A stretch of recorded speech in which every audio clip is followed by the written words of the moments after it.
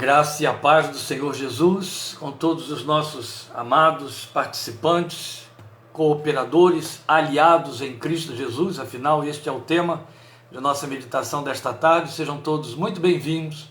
Hoje nós temos mais uma vez o apoio aí de nossas cantoras, a Lília e a Nahara. Vão louvar ao Senhor, introduzir esse nosso contato com este louvor que é totalmente pertinente ao nosso tema, que é aliados de Deus. Você já leu na nossa página, ouviu isso semana passada.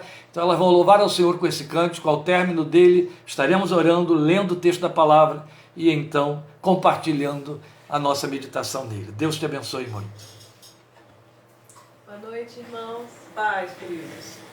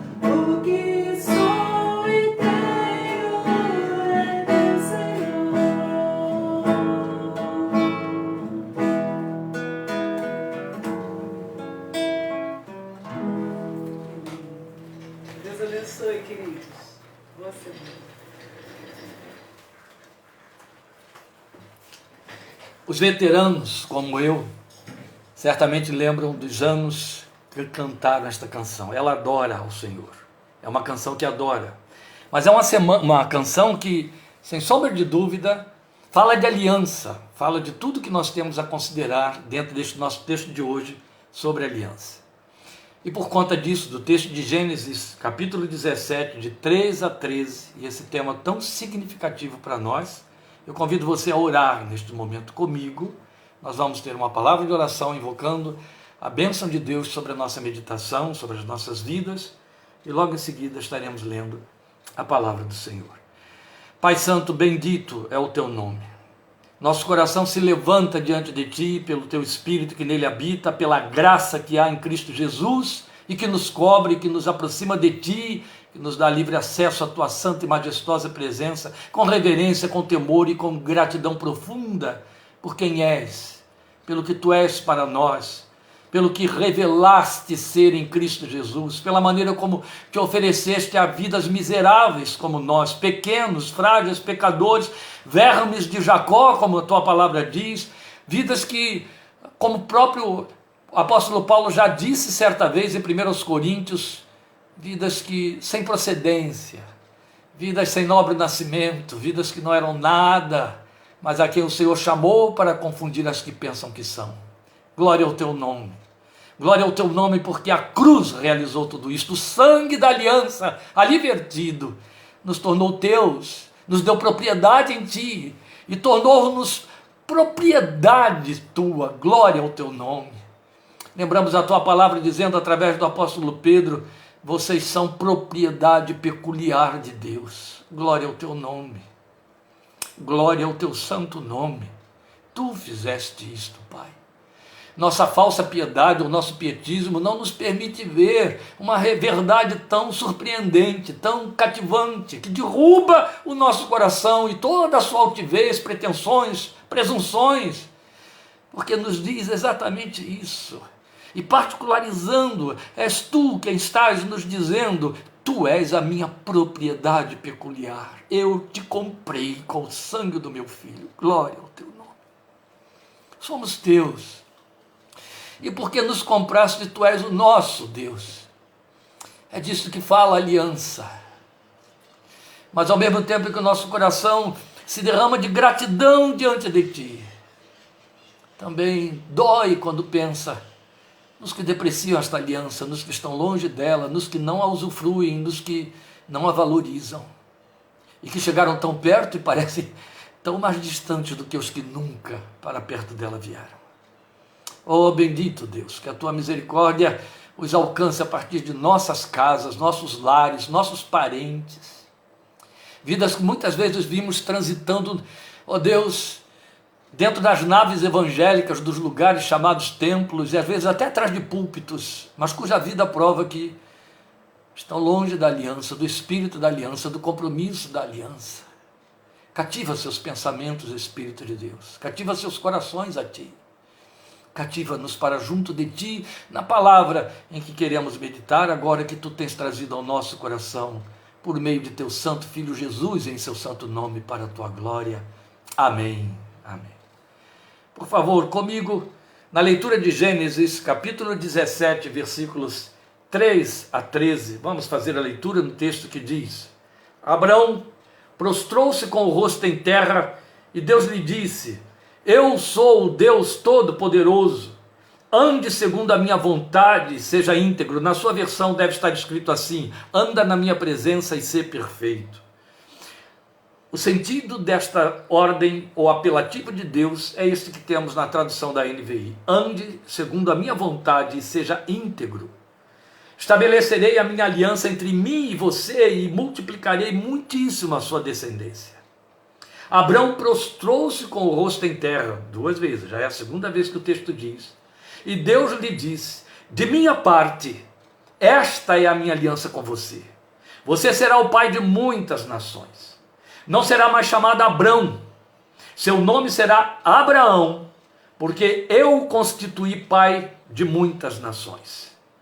Eu o tornarei extremamente prolífero, de você farei nações e de você procederão reis. Estabelecerei a minha aliança como aliança eterna entre mim e você e os seus futuros descendentes, para ser o seu Deus e o Deus dos seus descendentes.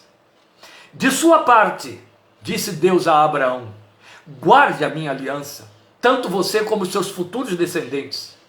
Esta é a minha aliança com você e com os seus descendentes, aliança que terá que ser guardada. Todos do sexo masculino entre vocês serão circuncidados na carne. Minha aliança marcada no corpo de vocês será uma aliança perpétua. Pode ser que você tenha se perdido um pouco da leitura, porque eu saltei propositalmente o versículo 10 e depois o versículo 12, para otimizar mais a leitura dentro da aplicação do texto. Por isso nós vamos considerar o significado disso. Aliados de Deus. Nosso assunto é aliança. Aliança e graça, e falamos tanto de graça, tem tudo em comum. Nós nos acostumamos com o termo até por conta de vê-lo como título de 2 partes de nossas Bíblias, na verdade, e pelas repetidas vezes também em que os textos da celebração da Santa Ceia o mencionam. Esta é a aliança no meu sangue. Então a aliança foi a palavra que Deus empregou quando falou com Abraão sobre fazer dele o cabeça de um povo para si. Deus falou então para dar significado à aliança, Deus falou de compromisso, trato, como um contrato de duração permanente ou de duração eterna. Na linguagem divina, eterna. Na linguagem humana, perpétua. É interessante como a palavra muda no texto. Eu não sei se a sua versão obedeceu esse critério como a que eu estou usando, mas quando Deus fala de minha parte, ele diz minha aliança será eterna. De sua parte, a sua aliança será perpétua. Claro, o homem tem início e não tem fim, mas Deus não tem início e não tem fim. Deus é eterno. Então o que ele oferece é eterno. O que podemos oferecer, ele espera que seja perpétuo. Amém? Isso é muito bom. Então essa aliança de Deus, que foi celebrada com Abraão, durou naqueles termos até a morte do Filho de Deus na cruz. Naqueles termos. A partir daquela morte vicária, uma nova aliança foi estabelecida entre Deus e os descendentes de Abraão, como filhos da promessa, ou filhos de sua fé para a justiça. Entende? Descendentes de Abraão pela fé. Filhos de Abraão na fé que teve nosso pai Abraão. Descendentes de Abraão por conta da promessa que Deus fez. Então não é descendência de sangue consanguínea. Estamos falando de uma linguagem transcendental. Na primeira aliança, então naquela que é a antiga aliança, esta feita com Abraão, Deus fala de partes em acordo. A minha versão diz textualmente que Deus fala de minha parte e se dirige a Abraão dizendo de sua parte, porque a aliança é isso, é um pacto entre partes para ser celebrado, cumprido e vivido. Jesus nos ofereceu uma aliança onde sua parte era derramar seu sangue em nosso resgate a nosso favor, e a nossa parte seria jamais esquecer isso, daí ele ter estabelecido o memorial celebrado sempre nas Santas Ceias, e crer, apenas participar dessa oferta como quem recebia o cálice naquela memorável última ceia antes do Calvário, vocês lembram bem? E nos textos, nas palavras do texto em que registra Lucas, capítulo 22 do seu Evangelho, Lucas 22, 20, Lucas registra Jesus dizendo exatamente assim. Da mesma forma, depois da ceia, tomou o cálice dizendo: este é o cálice da nova aliança no meu sangue, derramado em favor de vocês. Paulo chega a pegar essa palavra de forma textual para dizer, dizendo nova, tornou caduca a primeira, a antiga. Ela caducou, porque foi substituída. Ela não foi quebrada, ela foi amplificada. Ela foi cumprida da parte de Deus. E guarda isso, leva com você no seu coração. Quando Deus levou a sua aliança prometida a Abraão para o Calvário, ele a cumpriu nos termos em que falou para Abraão. Aí ele a tornou eterna e capacitou Abraão e seus descendentes, que são os que creem, a devolverem uma parte perpétua, a viver para sempre pela fé. É bonito, não é? Por isso que eu amo a palavra de Deus. Sua sabedoria é divina, não é humana. Homens não conseguem inventar, elaborar e sustentar estas coisas. Jesus a chamou então de nova aliança porque ele veio substituir a primeira, veio substituir a primeira, e nele ela foi substituída. Aí ela recebeu o quê? Nova expressão. Então na primeira, aquela estabelecida com Abraão, o homem derramava seu sangue no ato da circuncisão. Foi isso que Deus estabeleceu. Seria um sinal da aliança. A circuncisão de todo o homem nascido na casa. Nesta nova aliança, foi Jesus quem derramou seu sangue em oferta de vida, como homem, a favor de todos, para a purificação de pecados e redenção eterna. Mas cabe ressaltar duas coisas importantes. Veja, antes de estabelecer uma nova aliança, cerca de 500 anos antes de Cristo encarnar, o Deus que propôs aliança a Abraão e ao povo que dele viria, avisou que estaria dando um novo formato à aliança que havia sido estabelecida na carne dos seus aliados pelo ritual da circuncisão. Eu disse 500 anos antes de haver o novo formato. Deus avisou que daria esse novo formato e da forma mais significativa para que o formato tivesse eficácia. Então ele disse através de Jeremias, o profeta, isso está em Jeremias 31, 33. Esta é a aliança que farei com a comunidade de Israel depois daqueles dias, se referindo aos dias da libertação.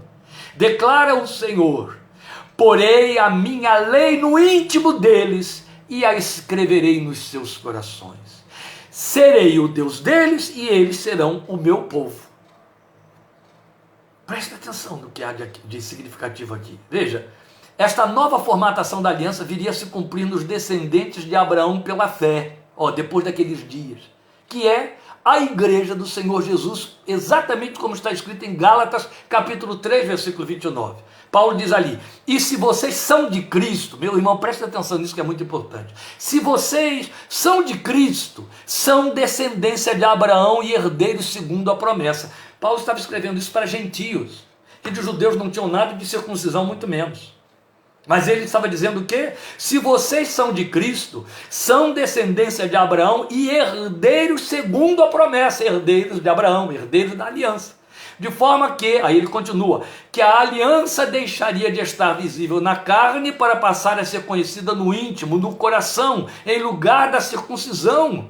E aí, esclarecendo mais a respeito disso, ele vai dizer em Romanos 2,29, circuncisão é a operada no coração pelo Espírito e não pela lei escrita. Daí confirma a promessa de Jeremias, onde Deus disse: eu inscreverei a minha lei nos seus corações, no seu íntimo, no íntimo deles e nos seus corações. É muito belo.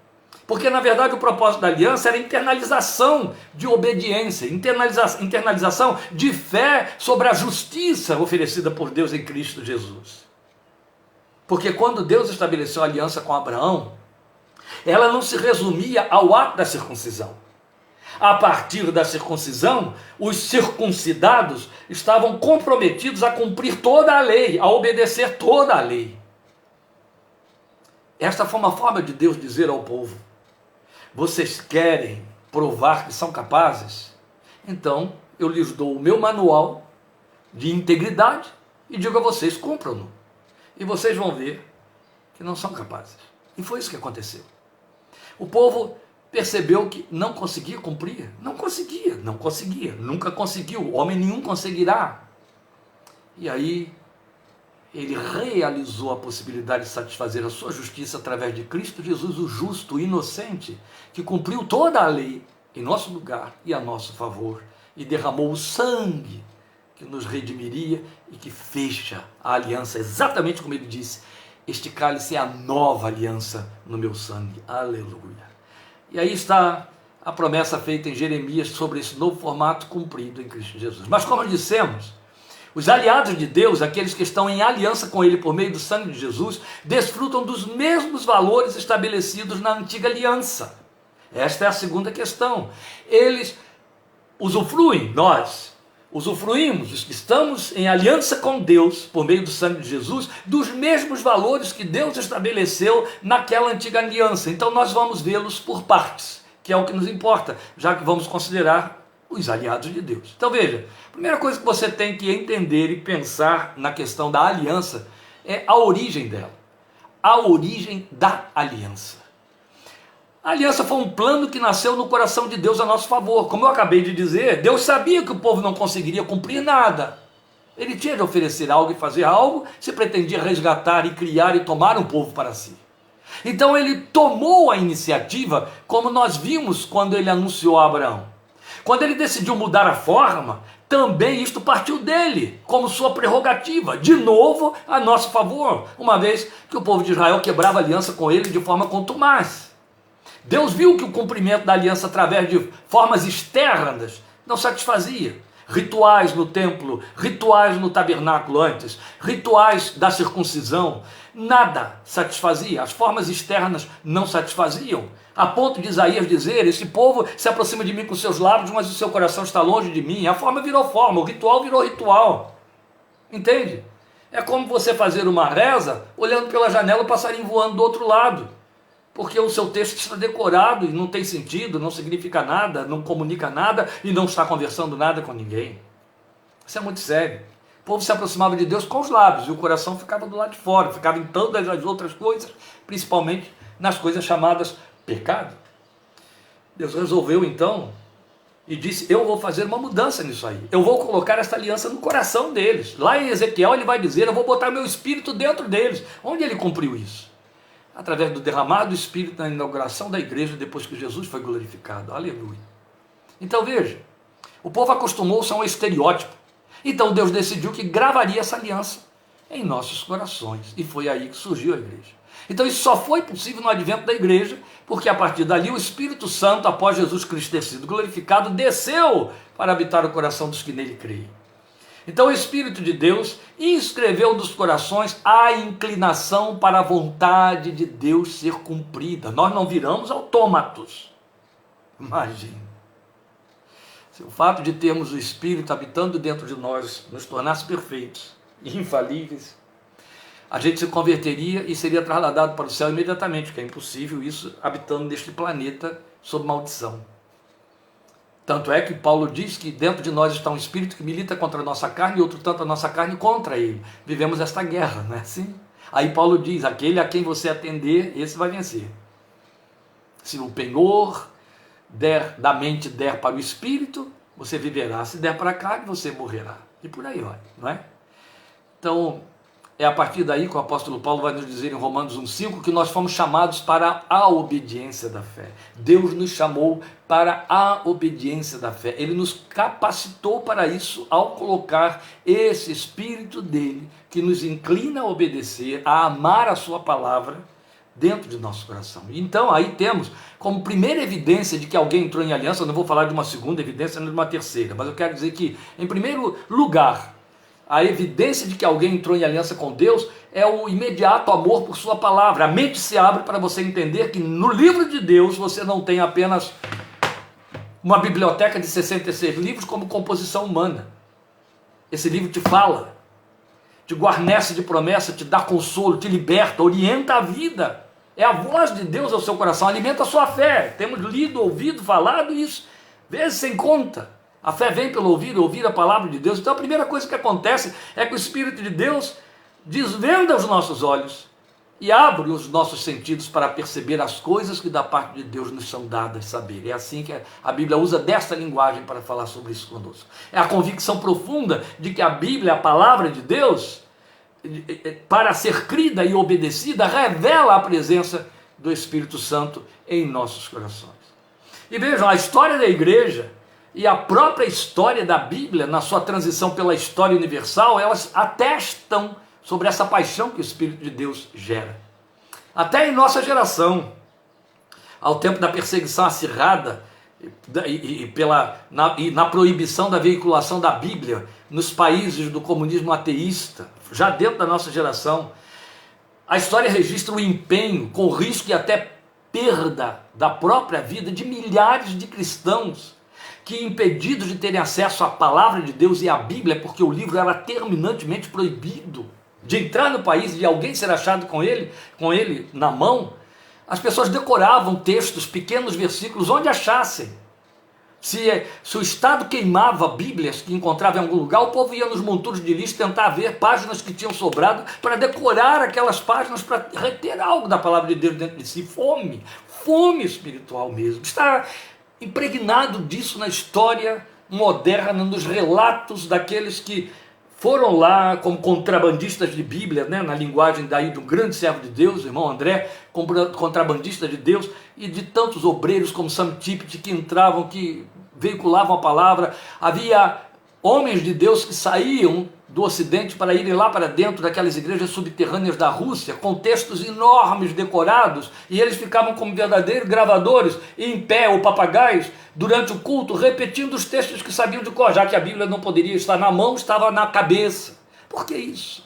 Fome, sede, fome, sede, fome, sede. Eu lembro da história que eu li de um homem que decorou todo o capítulo 1 de Hebreus, e o outro decorou o 2, o outro decorou o 3, são 14 capítulos, para que num culto pudesse estudar Hebreus e cada um fosse citando um capítulo por vez. Coisa linda, linda, belíssimo. Tive a oportunidade de compartilhar isso de alguma forma quando, indo com o pastor Paulo Leite, o nosso irmão Miguel, à Romênia, que tinha saído há 9 anos desse comunismo ateísta proibitivo, nós vimos crianças que tinham textos longos da palavra de Deus decorados e os recitando quase que sem fôlego, interminavelmente, porque tinham aprendido esse exercício na vivência com seus pais dentro da igreja. Coisa linda. Então, com um custo imenso, eles se sacrificavam para poder ler pequenos textos, já que estavam proibidos de ter acesso a exemplares das Escrituras. Isso deixou marcas profundas na memória recente da igreja militante, marcas profundas, para testificar disso que estamos falando. E você, crente, sem perseguição, com liberdade para ler a palavra de Deus, quantas vezes, no meio de uma aflição, você não se dá conta de que um texto está subindo na sua mente? Você ora, passa 2, 3 noites orando a respeito de alguma coisa que te aflige, que te angustia. Você precisa de uma palavra, precisa de uma orientação. E de repente você dá conta de que um versículo da Bíblia surge na sua cabeça, e ele fica lá, e ele fica ocupando a sua mente. O que é isso? É o Espírito de Deus, trazendo à sua memória a voz do Senhor para te dar aquela palavra, dizer que é isso que Ele está te dizendo, para te trazer consolo e graça. Mas importa saber que, sendo Deus a origem da aliança, nós estamos firmados na segurança de que Ele o fez por sua vontade, que foi vertida em graça a nosso favor. Bendito seja o seu nome. Foi dele o propósito de enviar seu Filho para nos substituir em sua morte para o cumprimento de nossa parte nessa aliança. Isso partiu de Deus. Paulo diz isso textualmente em Efésios 1, de 7 a 13. Eu vou ler agora para você, 7 a 12. Efésios, capítulo 1, de 7 a 12. Ele diz: nele temos a redenção por meio de seu sangue, falando de Jesus. Nele, Jesus, temos a redenção por meio de seu sangue, o perdão dos pecados, de acordo com as riquezas da graça de Deus, a qual graça Ele derramou sobre nós com toda a sabedoria e entendimento. E nos revelou o mistério da sua vontade, de acordo com o seu bom propósito. Grava isso, grife isso aí na sua Bíblia, em Efésios capítulo 1, de acordo com o seu bom propósito, partiu dele. O seu bom propósito que Ele estabeleceu em Cristo. Pulando um pouquinho, nele fomos também escolhidos, tendo sido predestinados conforme o plano daquele que faz todas as coisas segundo o propósito da sua vontade. Percebe a redundância? Ele mostra que é o propósito de Deus, que é o plano de Deus, que partiu do coração de Deus, a iniciativa foi de Deus para firmar aliança conosco, oferecer-nos aliança através de Jesus, a fim de que nós, os que primeiro esperamos em Cristo, ele conclui, sejamos o louvor da sua glória. É tão lindo isso, que você vai ouvir Paulo dizer em 2 Coríntios capítulo 5, a partir do versículo 17, e concluindo ali pelos versículos 19 e 20, ele diz: Deus estava em Cristo, não imputando ao mundo o seu pecado, mas nos reconciliou consigo mesmo. Em Cristo Deus nos reconciliou consigo e nos ofereceu o ministério da reconciliação, como se Deus, por nosso intermédio, rogasse aos outros: reconciliem-se já com Deus. Percebe? Aliança oferecida, partiu dele, foi ele que fez. Glória ao seu nome. O que me cabe? O que coube a você? O que ficou para nós disso tudo? Aceitá-la, crer e deixar-se abençoar, entrar em aliança com Ele. Entrar em aliança com Ele.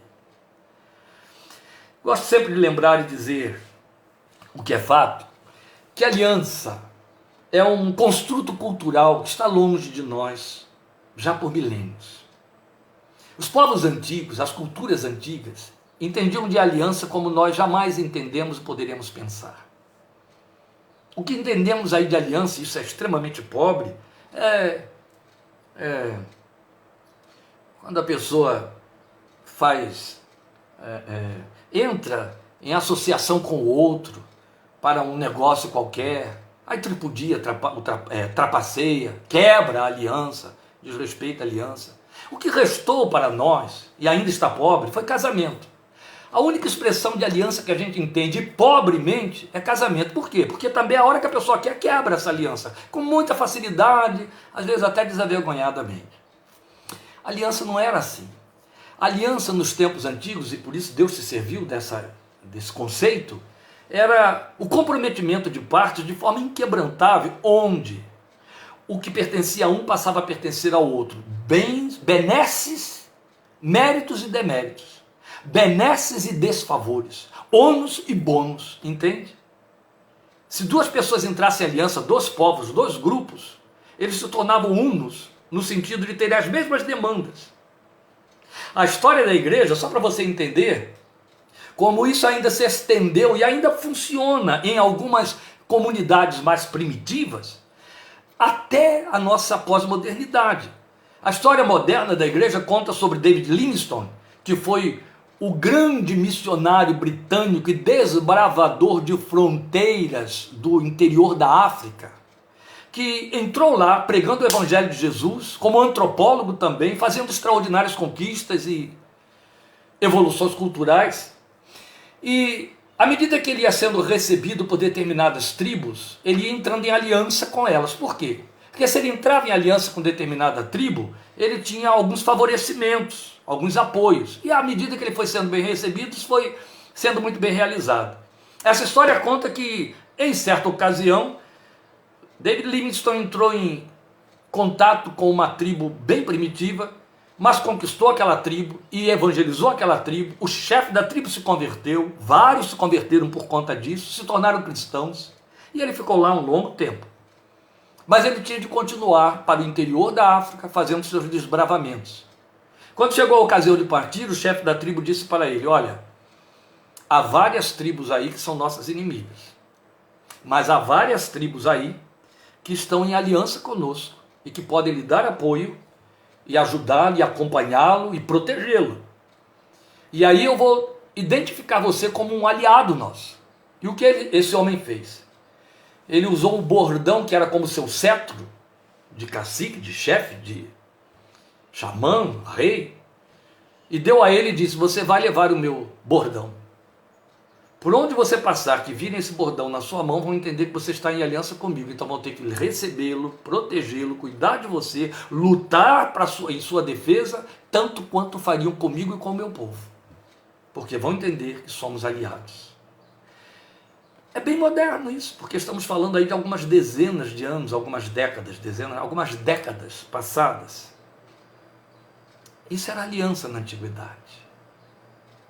Deus tinha dito, e aí eu quero falar da natureza da aliança, que da sua parte ela seria eterna, eu já disse isso. Da parte do homem ela seria perpétua, para dizer que ela não se quebra, que ela está diretamente ligada quanto a nós, ao que Deus requeriu de Abraão: ande segundo a minha vontade e seja íntegro, porque isso fala de compromisso, e é o que temos a oferecer. É uma redução muito apequenada do que temos a devolver na aliança. Compromisso, mas já é moralmente inquebrantável, altissonante na sua eloquência. Deus nos oferece na aliança participarmos da sua natureza divina e vida por meio de Jesus.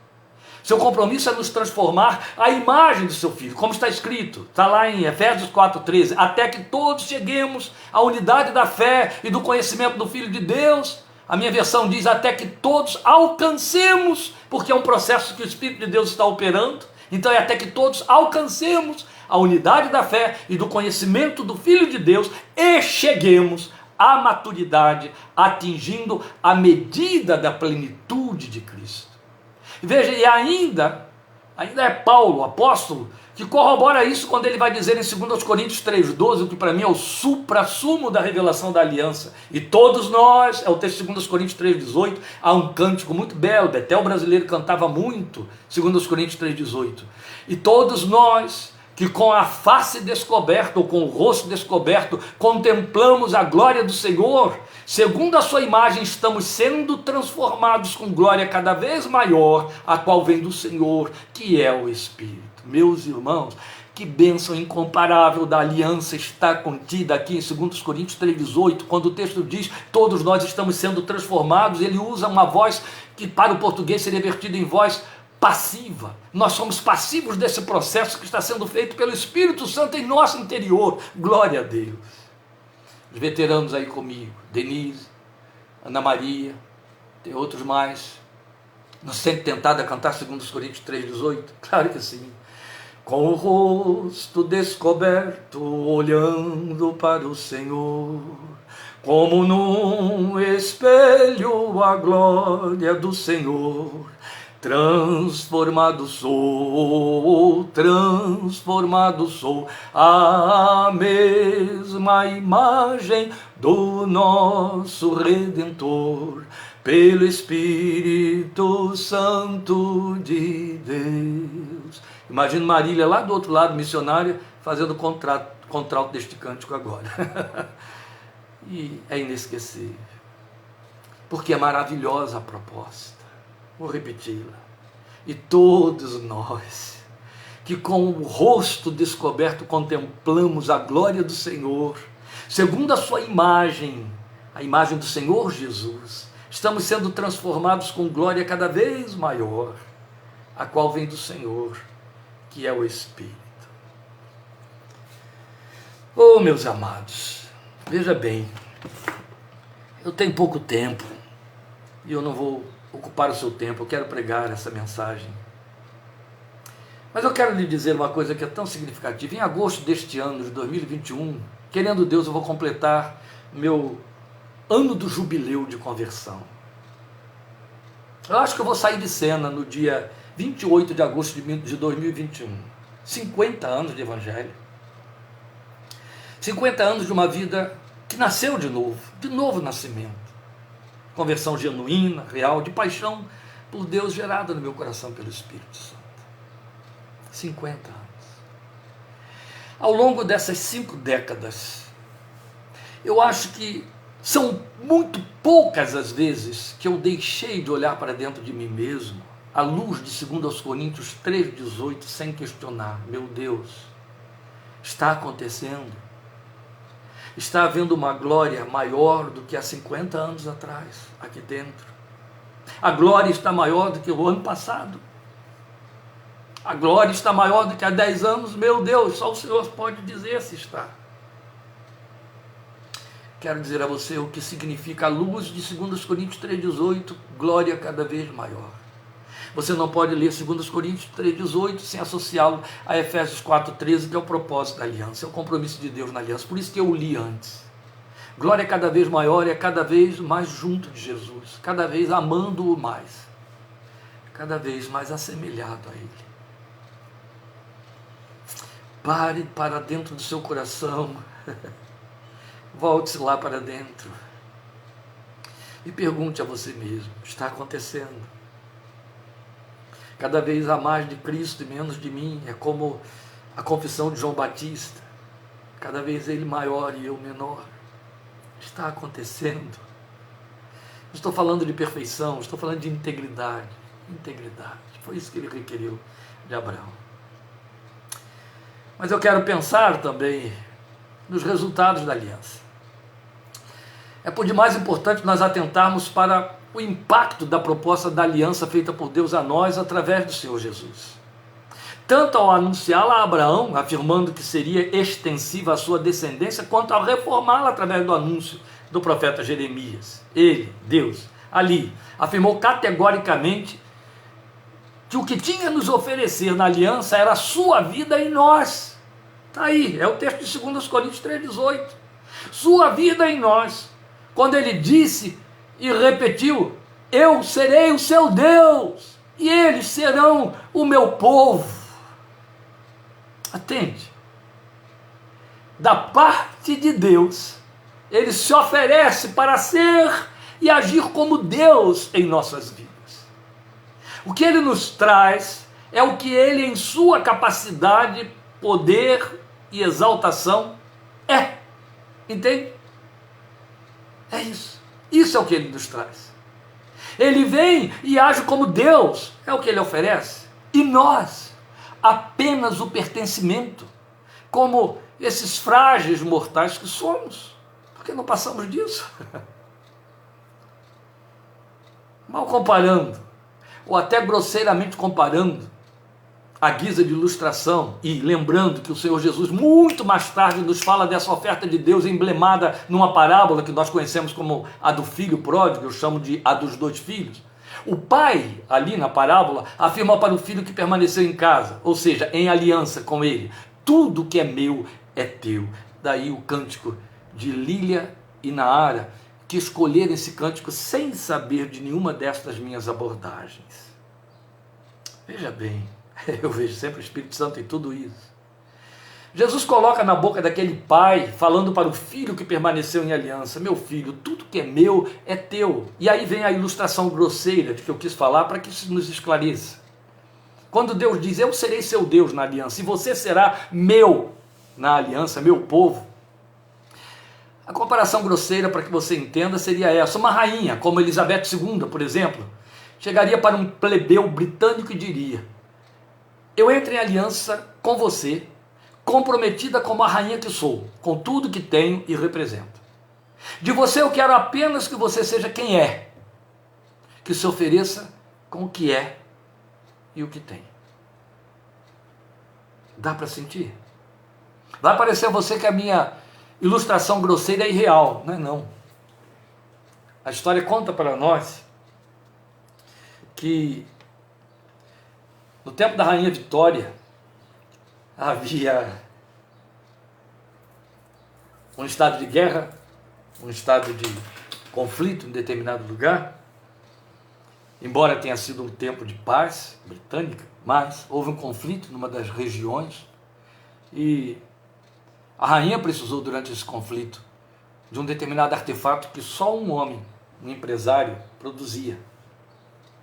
E aí ela foi pedir a ele, pessoalmente, mandou uma carta, sei lá como é que foi isso, pessoalmente, que trabalhasse com exclusividade para a coroa, durante aquele período, produzindo aquele trabalho.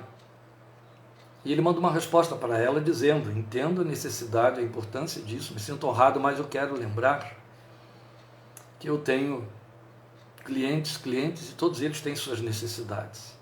Se eu desprovê-los, nunca mais vou retomá-los. Acaba o conflito e acaba o meu negócio. Aí ela mandou uma resposta para ele: eu lhe faço uma proposta. Você cuida dos meus negócios como empresário e eu cuido dos seus como rainha. O homem não pensou duas vezes. Entende? Nesta aliança, eu entro como Deus. E você entra como essa coisinha aí que você é. Vale a pena? É por aí. Eu, Deus, ele disse, e vocês, homens e mulheres, tais como são, nesta aliança que proponho. Por isso nós devemos pensar, por último, em mais resultados desta aliança aí que nos é oferecida. Veja, repetindo, podemos vê-los sintetizados na expressão: serei o seu Deus ou o Deus de vocês. Estas máximas se repetem em Jeremias 31:33, aquele texto que eu citei lá, confirmando tratar-se da mesma aliança com um novo formato. Quando Deus faz um novo formato, ele diz: e eu serei o seu Deus e vocês serão o meu povo. Agora, isso é tão extenso em seu alcance que é quase impensável para nós, se não for impensável. Mas nós podemos pontuar alguns superlativos. E tão bom seria se vivêssemos na dimensão desses superlativos. Por isso que Deus botou no meu coração, talvez até seja como uma sequência do que estamos considerando aqui, domingo que vem falar sobre isso, o que será do amanhã. Ainda ontem, conversando com um pastor muito amado que está aqui em minha casa, sob nossa assistência, eu dizia isso para ele. Citei até essa ilustração aí da rainha Elizabeth para falar desse sentido da aliança que Deus nos oferece e mostrar e dizer a ele isso exatamente, que é nosso compromisso como pastores, lembrar ao povo de Deus que ele nos ofereceu lugar de descanso, porque ele nos assume, na aliança ele nos assume, não pode haver lugar para ansiedade. Veja, no Salmo 27:1, o salmista já proclamava isso há muito tempo: se Deus é por nós, quem será contra nós? Está lá, é o primeiro versículo do Salmo 27.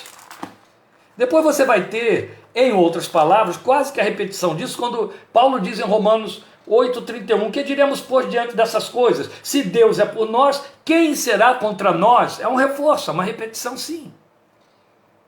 Ele é por nós. Quando Paulo usa essa palavra, essa expressão que ele repete lá do Salmo 27:1, ao dizer, se Deus é por nós, quem será contra nós? Ele usa, como a gente sabe, tem batido isso aqui, ele usa de uma gramática grega, do grego koiné, do grego do seu tempo. E aí, na verdade, meus irmãos, eu citei Salmo 27:1, é Paulo fazendo em Romanos 8:31 a leitura do texto de Salmo 27:1 com esta nova abordagem. O Salmo 27:1 vai dizer: a quem temerei? E aí Paulo chega e diz: se Deus é por nós, a quem temeremos? Quando ele usa essa linguagem por nós, ele usa de um pronome que ele tem, no grego, que ele tem um impacto, uma significância muito redundante e forte. Por nós significa pró, a nosso favor, Deus inclinado em nossa direção. Isso é muito lindo, Ele é por nós. Depois nós vamos ter a aliança nos mostrando, isso está em Zacarias 2, versículo 8, que Ele nos assume. Lembram lá do chefe da tribo com o David Livingstone? Deus nos assume, porque Ele vai dizer em Zacarias 2,8, quem tocar em vocês, toca na menina dos meus olhos. A gente gosta muito de ler ou ouvir textos desta ordem, não é assim? Eu fico perguntando, né? E quem toca em Deus mexe conosco? Será que mexe conosco? Dorcas, missionária de saudosa memória, que não sai da minha memória, na de muitos dos seus filhos. Ela contava uma história intrigante que deixa algumas pessoas meio incomodadas, mas que justifica isso que eu estou dizendo aqui. Eu estou te dizendo que o Senhor fala em Zacarias 2,8, que Ele te assume de tal maneira que Ele diz, quem tocar em você, toca na menina dos meus olhos. Eu creio nisso, meus queridos, de forma literal, porque isso está de acordo com o que Paulo já disse no Novo Testamento, que o Espírito de Deus que habita em nós tem ciúmes de nós. Quem nos toca, toca nele. Tanto é que Jesus dilata isso dizendo o quê? Quem fizer a vocês, a mim o fez. Quando vocês fazem a um dos meus pequeninos, a mim o fazem. Aí Dorcas contava uma história interessante, porque a pergunta que eu fiz aqui foi, Zacarias 2,8 se cumpre da parte de Deus para conosco, e da nossa parte para com Deus. Quem toca em Deus? O que a gente sente? Toca em nós? Quantas vezes seu nome é blasfemado diante dos nossos olhos, nosso rosto, dentro da nossa casa, filhos que às vezes com o dedo em riste dizem, eu odeio esse seu Deus. Como a gente reage a isso? Mas não é para reagir. Eu não estou falando de reagir, eu estou falando do que você sente. Aí a Dorcas conta uma história de que a sua igreja, aquele tempo, né, em que ela era jovem na igreja, em frente à igreja havia uma tenda, onde os pinguços ficavam por lá, os cachaceiros, bem em frente à igreja.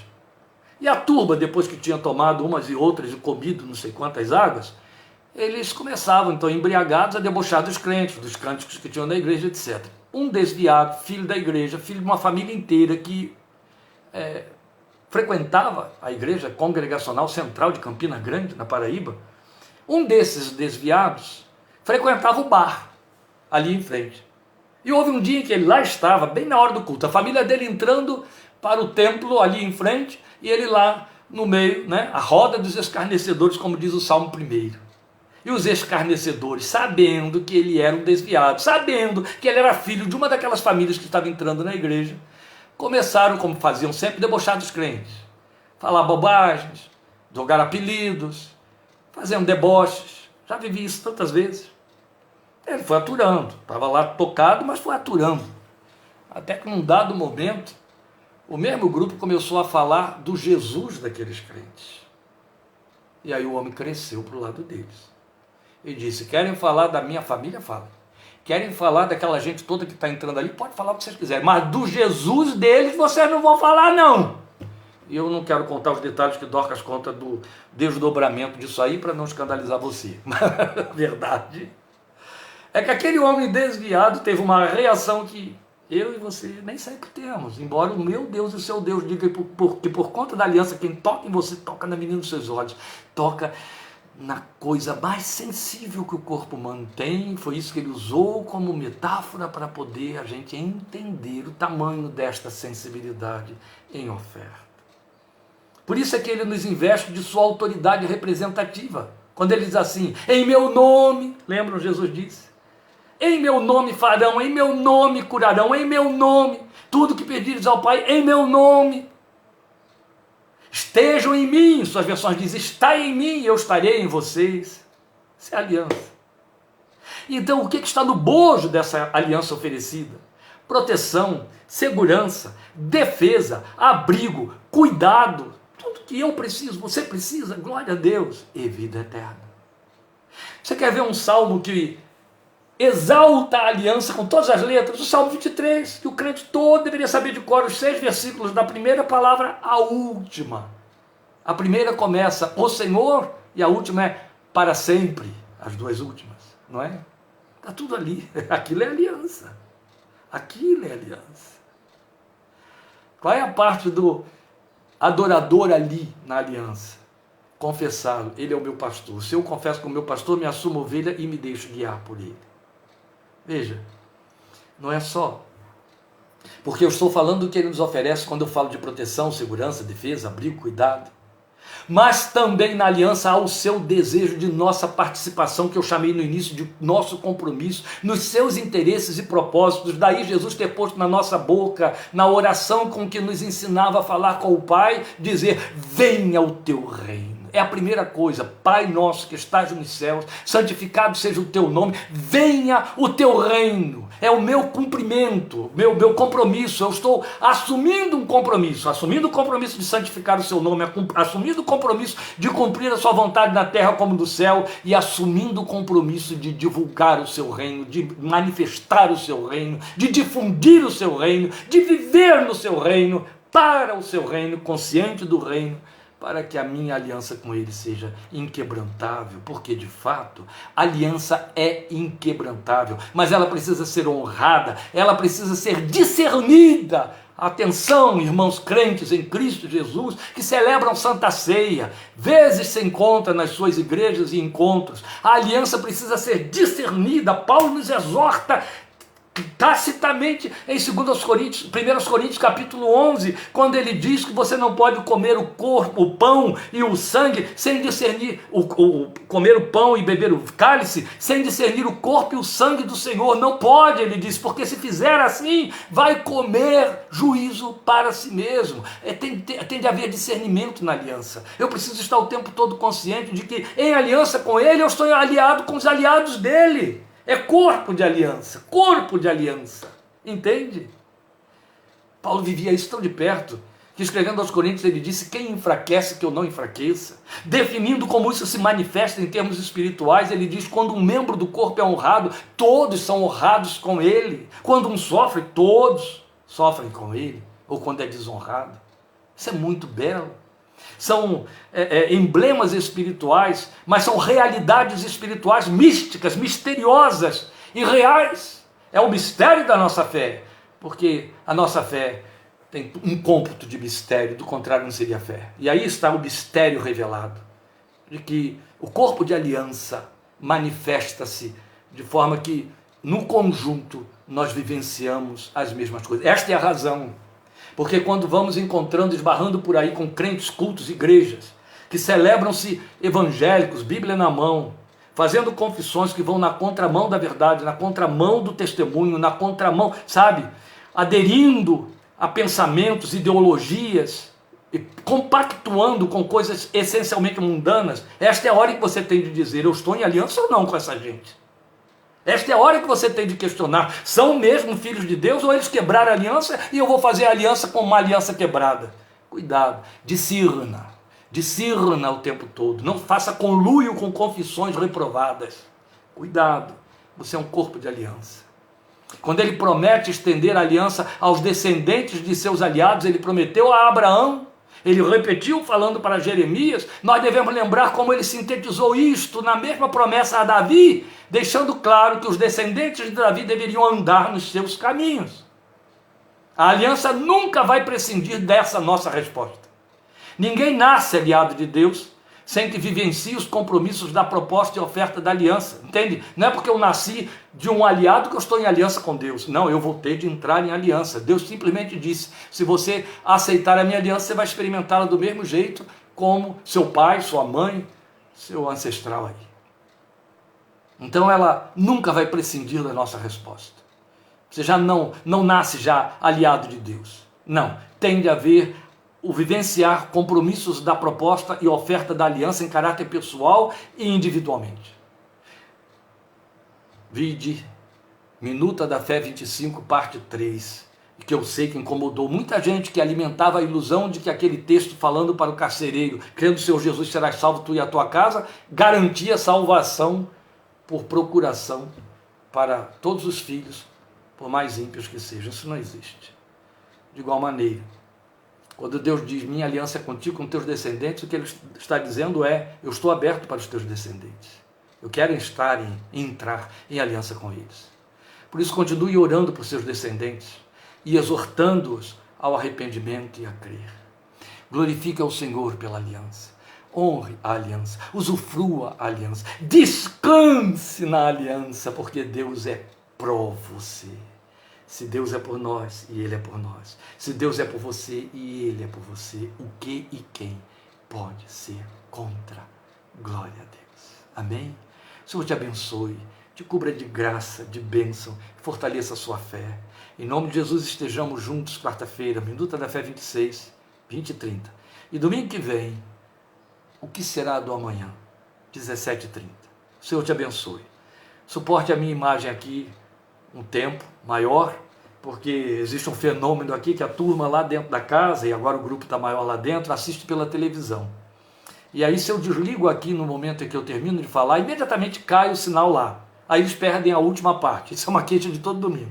Então você vai ter que suportar aqui a minha imagem em silêncio, enquanto eu vou arrumando as coisas aqui, até que eu desligue. Mas isso não impede que você saia daí do seu lugar, vá orar, vá usufruir o que tem, vá fazer o seu lanche, vá para a sua igreja, se hoje estiver funcionando, se a sua igreja não está guardando o zelo e o cuidado de manter as distâncias, vá para a sua igreja e aí pode sair daí da tela, mas você vai ter que me aturar aqui um pouquinho a minha imagem um tempo para que eles não percam lá a mensagem. Deus te abençoe, obrigado por sua presença, companhia e atenção.